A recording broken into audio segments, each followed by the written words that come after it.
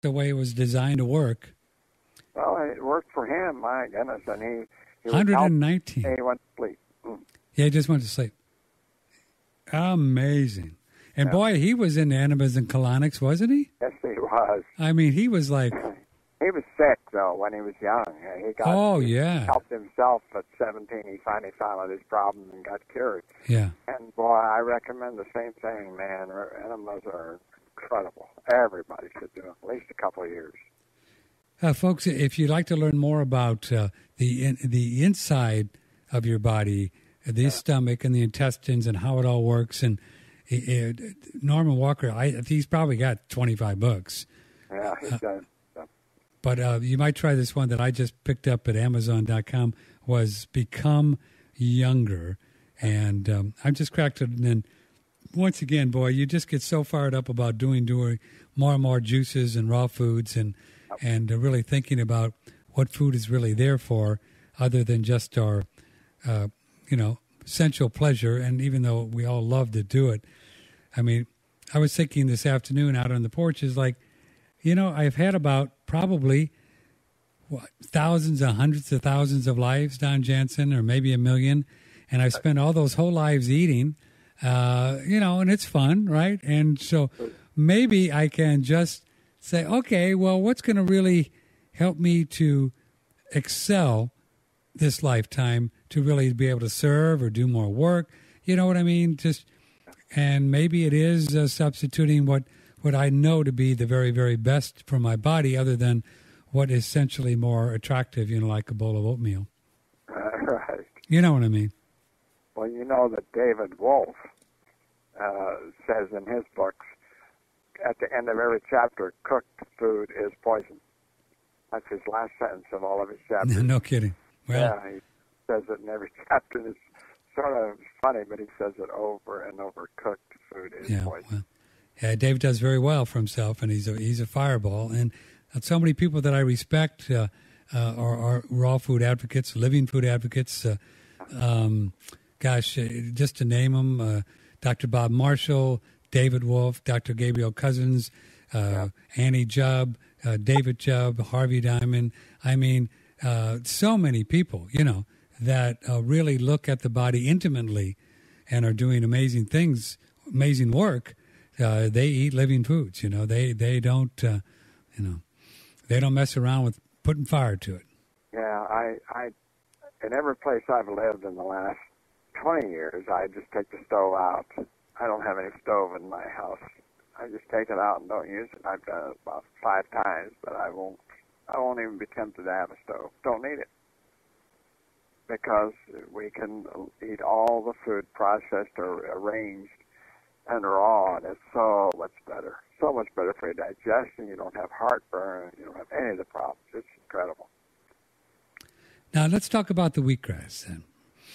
Okay, so now you have a lot of people have a problem with wheatgrass because it's kind of yucky for some people, right? It's strong. It's hard to drink. Yeah, it's kind of strong stuff. It's very strong. Uh-huh. And I struggled with it for a number of years. My father, in his 80s and 90s, drank 8 ounces a day for 2 years because he'd been very sick as a child, and all of his life he had cancer. And in the 80s, when I got him to Florida, he drank peroxide and got rid of all of his cancer, got totally disinfected, and my mother died, so he drank juices. So he drank wheatgrass every day, and the results from 8 ounces of wheatgrass every day were incredible. His hair all grew in, his beard turned black, his eyesight became 20/20, his skin became clear, all of his age spots left. It was incredible. He looked younger, and he lived to 94 and went to sleep. That's 8. He did 8 ounces of wheatgrass for how long?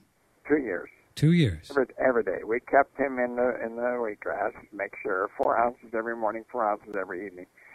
And I have a friend in Canada who tried it, and I said, I wonder if we shouldn't drink more. If 8 is good for you, what would 12 do? And so he did 16 for 2 years.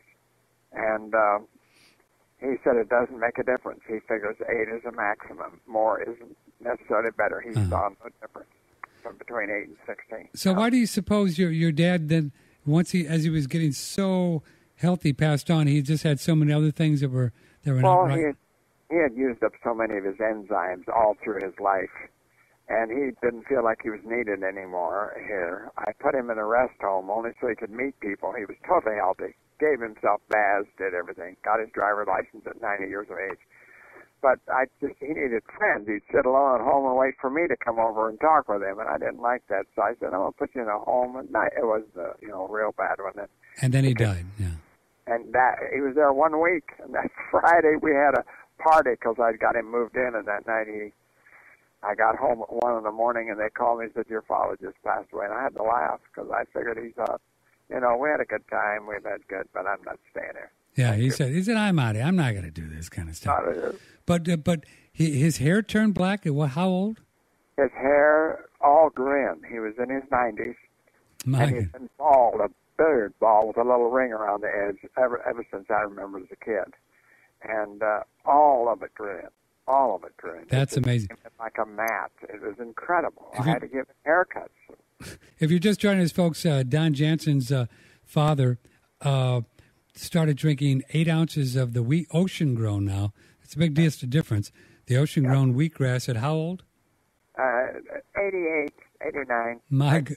After a year of after a whole lifetime of just standard American diet, huh? Yeah, right. Yeah.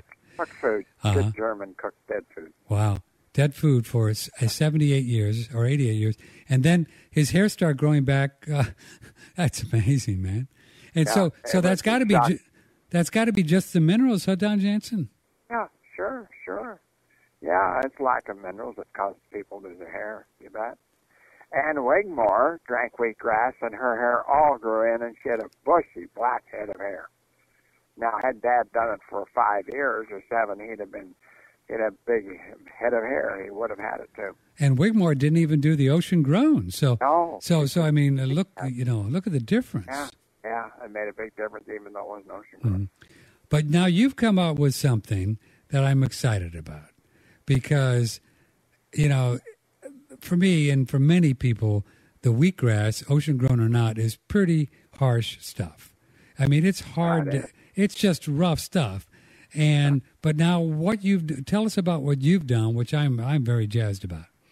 Well, I've wanted to dehydrate the wheatgrass and powder it and put it in capsules. I've wanted that for years, and I had a gentleman who was going to grind it and dry it for me, and his machine didn't work. He couldn't do my wheatgrass. He built a vortex dryer that spun your product around and tore it up and dried it all in the same process in about 90 degrees.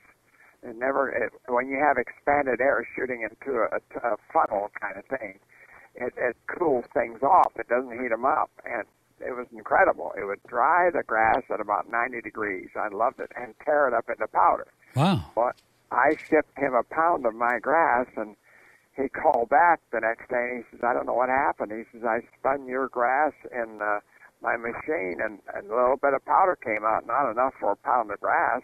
I waited and waited and waited and waited and ran it, and finally I shut it off. No more was coming. And a lump fell out like a Brillo pad. It was incredible. It would not tear up. He couldn't tear it up. He says, I have never experienced this in my life. Now, why do you suppose that is? I think it's because I have metals in my food.